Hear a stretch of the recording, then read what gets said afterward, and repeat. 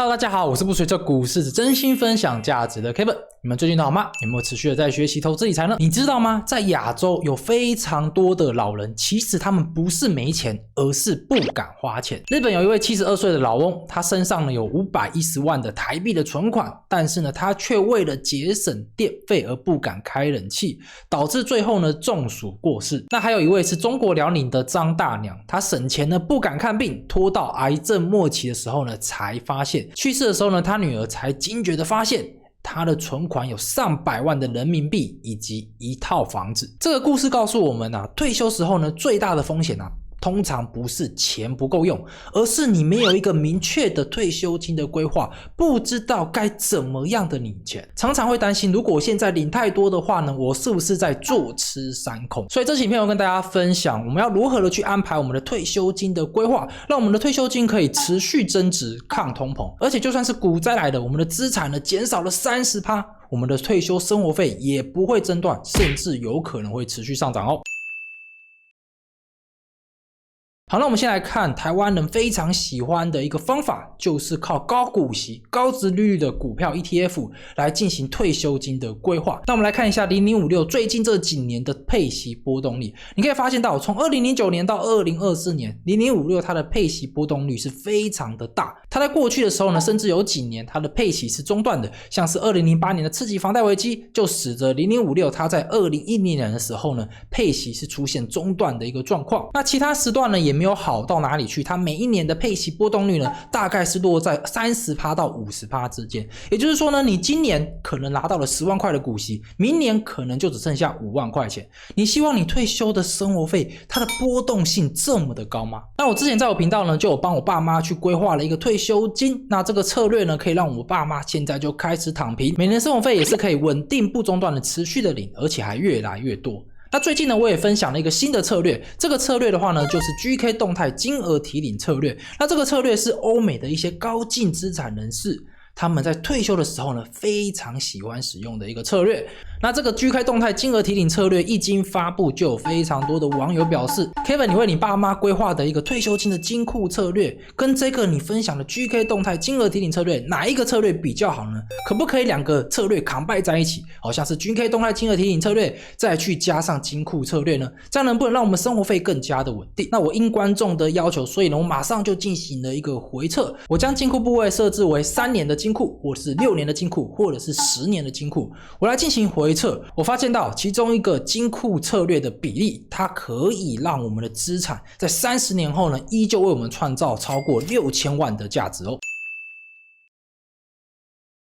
那今天我们就会实际回测 GK 动态金额提领策略的强化版，就是我们把金库给加进来，并且我们用不同年份的金库部位来进行一个比较。那我们投资的方法的话呢，就是我们去投资标普500指数的基金。那这档基金呢是 VFINX。那为什么是 VFINX？ 因为这档基金呢，它在30年前就已经成立了。那是由指数交互约翰伯格他公司所发行的。那这家公司呢，当然之后还有发行一档新的标普500指数的 ETF。那这档 ETF 就是 VOO。那这两个标的呢，他们的投资绩效都非常的接近，但是因为呢 VFINX 它有30年的绩效，所以呢我会以这档 ETF 来进行一个回测。那在继续下去之前呢，我想跟大家讲，如果你还要投资标普500的 ETF 的话呢，我们可以选择美国上市的 ETF， 或者是选择台湾上市的 ETF， 以及爱尔兰上市的 ETF。那不同的标普500指数的 ETF 呢，它产生的一个税收的效应就会不一样。那其中呢，爱尔兰的 ETF 可以为我们省下高额的股息税，以及免征美国的遗产税哦。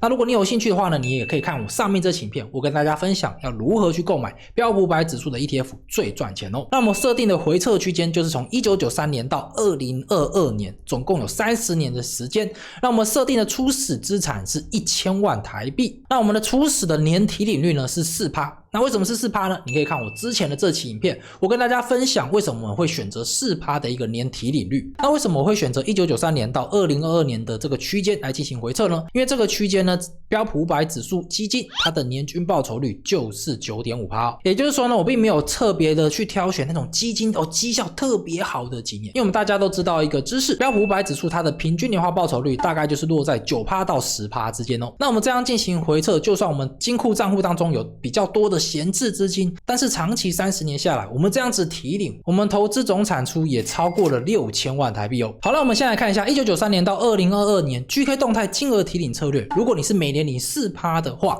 你并没有去加上金库的比例，那我们之前有回测过，那它的一个表现是如下面这张表格。那你可以看到蓝色的条状图的话呢，就是每年提领的金额，那红线的话呢，就是我们的总资产。你可以发现到，其实呢，我们的资产跟我们提领的金额是有持续的增加的。然后我们的生活费呢，从原本一开始1993年提领的44万，到2022年的话呢，我们可以提领178万，我们的生活费呢增加了300%。然后我将这每年的提领金额呢，把它加在一起，我们总提领金额是高达了2857万台币。那最终资产呢，也从1000万呢增长到了5366万，我们的增长幅度呢是高达了436%。那这是非常惊人的，因为就算你的通货膨胀每年给它算3%好了，那这3年物价也只增长了140%，这个数值呢是远低于我们的生活费以及我们的总资产的增值幅度哦。那最终这个4%的 GK 动态金额提领策略，它的投资总产出是高达了7000万台币。但是呢，你知道吗？我们投资不是只有数学，还有人性。这个策略呢，它是数学上的一个最佳的方法，因为我们的生活费跟我们的退休金都持续的增值，看起来很棒。但是呢，他却忽略了投资当中最大的因素，就是人性。我们都知道，我们退休之后呢，我们内心的安稳程度啊，肯定跟我们身上的什么东西成正相关。那这个东西呢，就是我们手上的安全资产，像是政府债券或者是你手上的现金。所以前述这个 GK 动态金额提领策略呢，它是将我们的退休金全部 all in 到我们的投资账户当中。这是一件非常不现实的事情，因为退休人士呢，手上一定要有一个可以随拿随用的小金库，也就是紧急预备金。那我们这个紧急预备金，也就是我们的这个金库，它的比例到底要多少呢？如果我们初始的资产是1000万的话呢，我们就要将这个1000万呢分成2个账户，一个叫做投资账户，一个就是我们放预备金的账户，就是金库账户。那这个金库账户你要设置多少呢？如果你放太多的话呢，这是代表说你的资产有很大一部分它是没有产生收益的。但是如果你放太少的话呢，你的安心程度又不够。那接下来我们就来比较不同年份的金库账户，它们的一个绩效表现是如何。首先的话呢，我们先举一个例子哦，假设你现在总资产是1120万，那如果你没有放金库的话呢，你就是全部都是投资账户。那1120万，如果你初始的提领率是4%的话呢，你就是会领大概是45万出来。那你领出来之后呢，你这个投资账户的钱就会变成1075万。那这个例子呢，就是没有放金库账户的。如果我们退休之后没有紧急预备金，这是不可能的事情，因为我们退休人士的安心来源就是来自于我们手上的安全资产。所以呢，接下来呢，我们就放了一个3年的一个金库账户。那这3年的金库账户的意思，就是这个金库账户里面有我们3年的生活费。那我们前面假设呢，我们每年的生活费大概就是4%嘛，所以这个金库账户里面要放多少呢？如果以3年来讲的话呢，就是120万。因为这样子的话呢，我们投资账户不就是1000万吗？那1000万领4%出来是不是40万？那40万就代表说那是我们1年的生活费。那3年的金库账户的话呢，里面至少就要有120万。所以我们一开始的配置的话呢，就是投资账户里面有1000万，那3年的金库账户里面就要有120万。那如果你初始提领率是4%的话呢，就是我们从1000万里面就是领4%嘛，就是40万出来。那40万我们就会放到我们的金库账户里面。那我们金库账户原本有120万，那120万加40万就变成160万。那接下来我们就要除以4。那为什么是除以4呢？因为这个金库账户里面现在有几年的生活费？有4年的生活费嘛。所以呢，我们将它的金额给它除以4之后呢，就可以拿出我们1年的生活费。那这个生活费的话呢，就是40万。好，那我们用1120万是为了让大家更容易去了解我们金库账户到底是怎么样去放比例的。那接下来的话呢，我们来假设我们的总资产是1000万。那如果是1000万的话呢，你的金库账户一样是3年的生活费，而且呢，你的初始提领率一样也是4%。那我们的金库账户呢，就会有107万。那我们的投资账户的话呢，就会有893万。那这边你会说，107万是怎么算出来的？107万很简单哦，因为我们这个投资账户里面有100等份，金库账户因为有3年生活费嘛，然后每一年生活费是4%，所以我们金库账户里面呢就会有12等份，所以总共加起来有几等份？有112等份。那112分之12去乘上我们的1000万，就是我们金库账户里面的一个金额。好，那这是一个简单的数学的一个计算，应该大家都没有什么问题。好，那接下来我们再往下看，如果我们初始提领率一样也是4%的话，那我们现在的投资账户里面就只剩下893万嘛，那893万去乘上 4%， 也就是35万7千块钱。那我们就将这35万7千块钱放入我们的金库账户当中。那我们金库账户有107万，那加上35.7万，再去除上4的话呢，就是等于35.7。所以我们这一年的生活费呢，也是35.7万。好，那这就是金库账户的一个作用，就是我们将我们投资账户的钱每年领出来之后呢，我们会先放到我们的金库账户里面进行一个平均分摊之后呢，我们再把它给领出来。好，那有人看到这边会觉得，这样不就脱裤子放屁吗？这样金库账户的作用到底是什么？不急哦，我们来往下演练。假设呢，我们第2年呢遇到了大股灾，我们原本第1年领完了这些钱之后呢，我们的投资账户的金额不是剩下857万嘛？遇到了大股灾啊，股灾直接腰斩，使我们的投资账户的金额呢，从857万呢大幅的下跌到只剩下428万。那这时候呢，我们原本预计提领的金额是多少？我们前一年提领的金额是35.7万，我们第2年原本也要领35.7万，只不过呢，我们这样子算出来，我们发现到35.7万去除上428万，我们这一年的提领率呢是高达了 8.3%。那这 8.3% 比我们一开始预计提领率 4% 还要高出了将近1倍以上，就会触发了 GK 动态提领策略里面的保本规则。那这保本规则就是如果你的提领率高于你的初始提领率 20% 以上的话呢，那你当年提领的金额就要减少 10%。所以呢，我们原本要领35.7万，减少 10% 就只剩下 32.1万。那接下来我们就要将我们这 32.1万呢放进我们的金库账户当中。那我们金库账户原本有107万嘛，再去加上 32.1万，再去除上4的话，那我们当年度的生活费就是34.8万。那大家有没有发现到，我们在股灾下跌 50% 的时候，如果你是用原本的 GK 动态金额提领策略，那你原本的预计提领金额是 35.7 万，就会大幅的下降到只剩下 32.1 万，大概就是减少 10%。但是如果你中间有加入一个金库账户的话呢，那你的下降幅度就非常的少。你当年度的生活费呢是34万8千块钱，那34万8千块钱跟 35.7 万其实相差就不到1万块钱。那这样子你有没有发现到股灾来临对你的生活费的影响就会变得非常的小。好，那下一年呢，股市大涨了，我们原本的投资账户资产呢只剩下395万9千块，股市大涨 50%， 那我们资产就来到了593万9千块。那这时候呢，我们前一年不是从我们的投资账户里面原本是领32万1千块，那这就是我们预计的提领的金额。那我们来计算看看这次的提领率是多少。我们将 32.1 万去除上593万9千块钱，那我们的提领率就是 5.4%。那这 5.4% 一样比我们一开始设置的 4% 的提领率还要高了 20% 以上。我们的提领率啊最高啊，因为如果我们一开始设置是 4% 提领率，那我们最高就只能来到 4.8%， 超过的话呢就会触发了保本规则。所以呢，这次股市大涨，我们依旧触发了保本规则，也就是呢，我们提领的金额要再减 10%。所以呢，我们预计提领金额是32万1千块钱，再去减 10% 就剩下了28万9千块钱。那你从这边可以发现到，我们这个 GK 动态金额提领策略呢，它的策略有一个非常大的一个核心，就是呢，它希望我们的投资账户可以持续的增值。所以你可以发现到，股市大跌的时候呢，它会触发保本规则，就是防止我们在谷底的时候呢，一样大额的卖出我们的资产。而且就算你之后股市大涨，你的提领率依旧是偏高的话呢，它一样也会触发保本规则，因为他认为呢，现在的话呢，应该也还是在一个股市比较低迷的一个状况。所以 GK 动态金额提领策略，它的一个核心就是为了要让我们的资产可以持续的增值。那它对我们投资人的心态来讲就没有这么的友善，因为你可以发现到股灾还有大涨这2年，我们的投资的退休金，我们提领的金额呢都是在下降的。好，那接下来我们继续看下去，我们将这 28.9 万呢，一样也是放到我们的金库账户当中。那我们金库账户呢，在我们前一年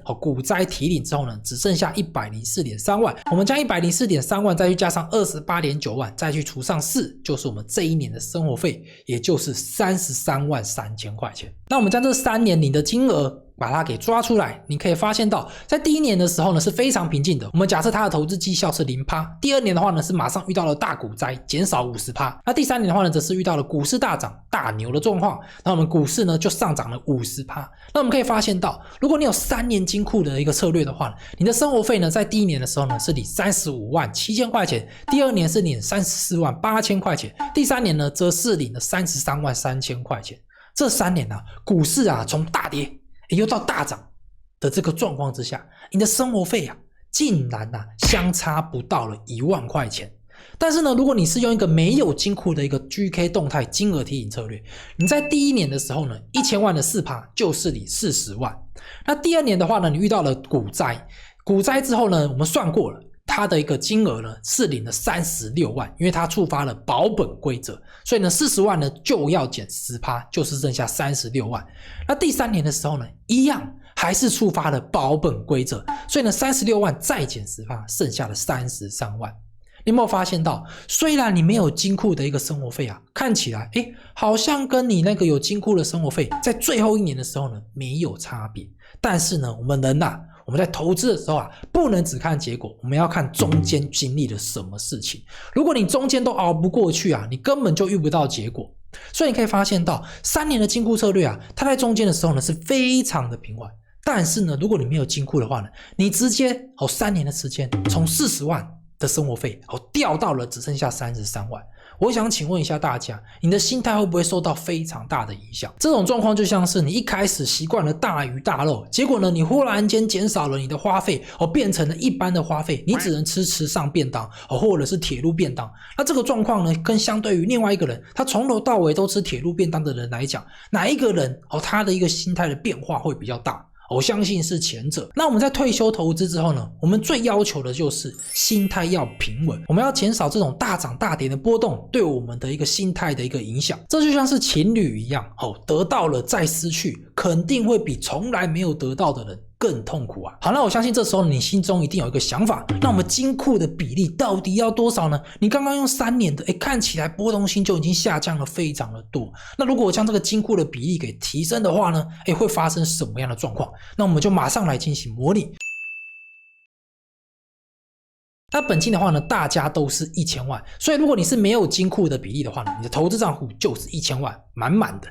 那如果你是有3年金库的比例的话呢，你的投资账户大概就是892万。那你的金库账户的话呢，在第一年的时候呢，就是107万。那如果呢你是设置6年的金库你觉得金库多一点你比较安心，那你的投资账户在第一年的时候呢，就是806万左右。那你的金库账户大概就是193万。那如果是10年呢，你想要10年的生活费，你觉得这样最安心的，那你的投资账户的比例就是714万，那你的金库账户的比例呢就是285万。那为什么金库账户是这样子呢？这个是一个非常基本的一个数学的换算，我就将它的比例给放在下面这边，这边大家可以自行去看好，那我们将这4种方法也一样丢到过去1993年到2022年来进行一个回测，那他们的一个表现如下面这个表格。那看到这个表格大家不用紧张，我们来一一的来分析。首先呢，黑色的条状图它就是标普500，也就是 S&P 500 指数它那一年的报酬率，那我们就要看右边这一个轴。那蓝色、红色跟绿色呢，分别代表的是3年的金库、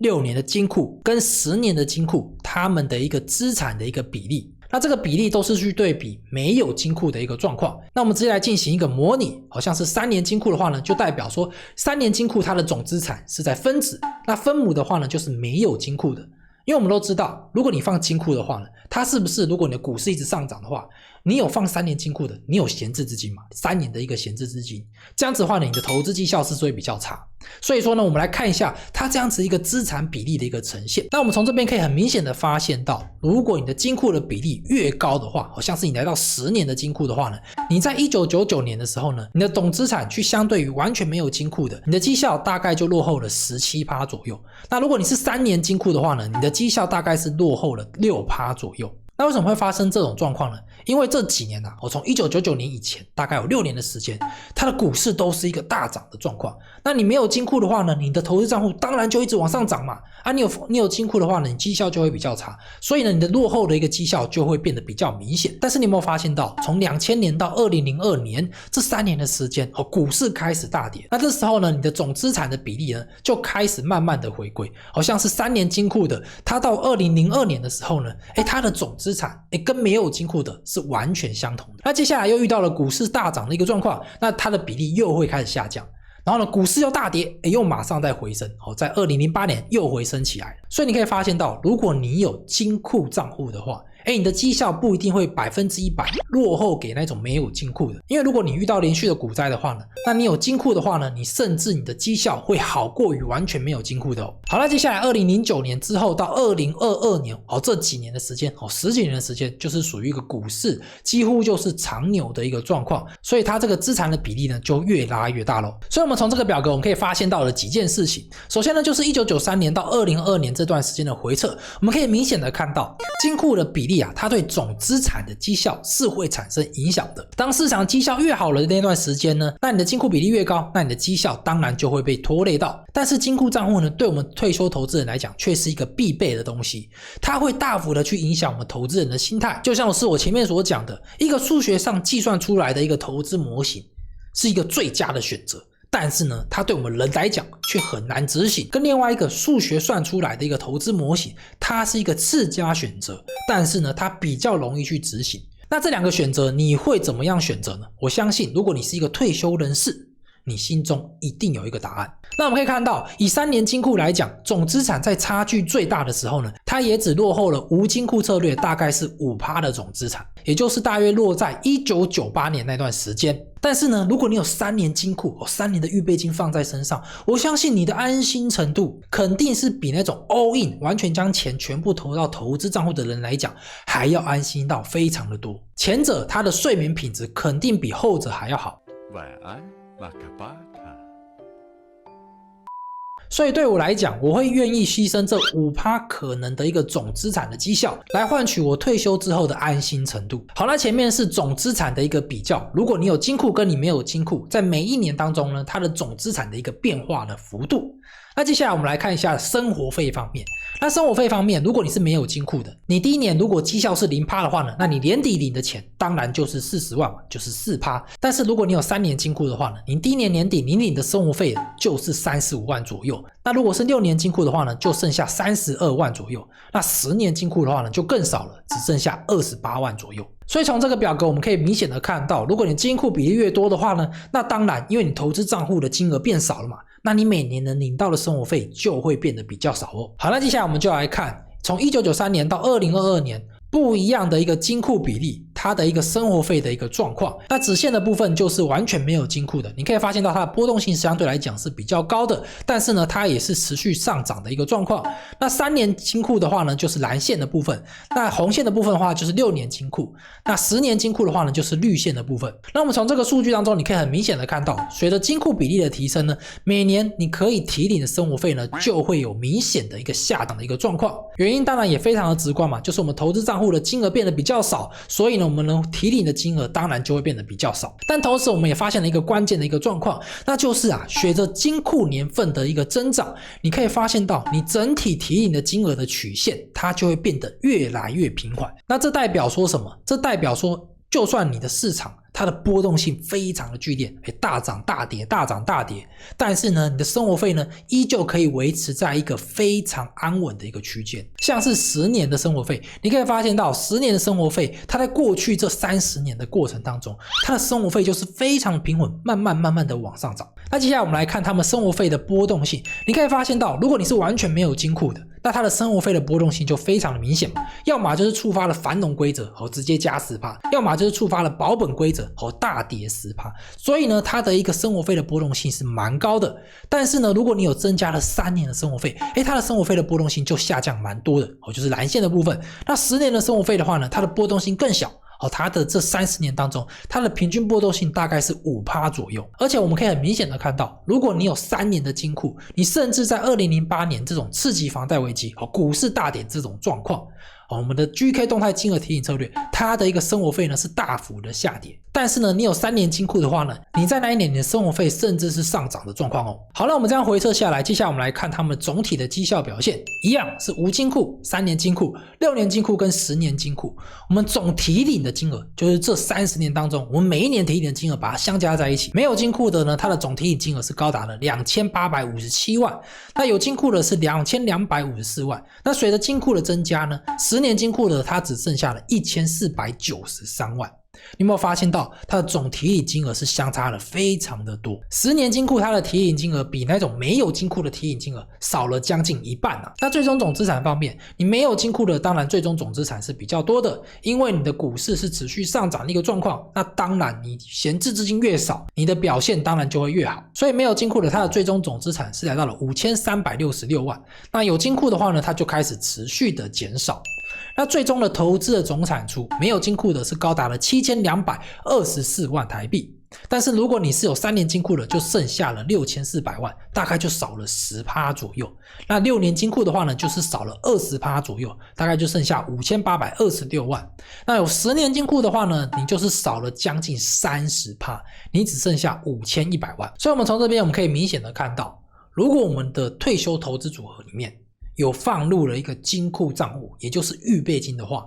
的确会影响到我们最终可以拿到的所有的资产。但是呢，我们到底要不要这个金库账户呢？我们前面一直跟大家强调，投资呢，它不是只有数学，它还包含了人性。所以呢，我自己会不会使用金库？我答案是肯定会使用金库。我们只拿我们自己可以拿到的东西就可以了。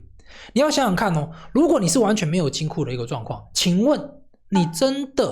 的可以拿到最终的这个报酬率吗？因为呢，如果你没有金库的人，你的心态一定会受到非常大的影响，因为你在退休的时候啊，你是完全不能肯定美国股市未来一定会上涨哦。如果未来美国股市跟过去不一样的话，你会不会有这种想法？一定会有。所以呢，你这时候如果你身上有金库部位的话，这就可以变成你自己去坚持标普500指数它还可以持续上涨的一个依靠。因为你知道，就算标普500指数没有上涨，你还有这些生活费，还有金库部位可以兜底。但是呢，如果你是身上完全没有金库部位啊，我跟你讲啊，我们现在虽然知道说标普500指数在过去100年持续上涨，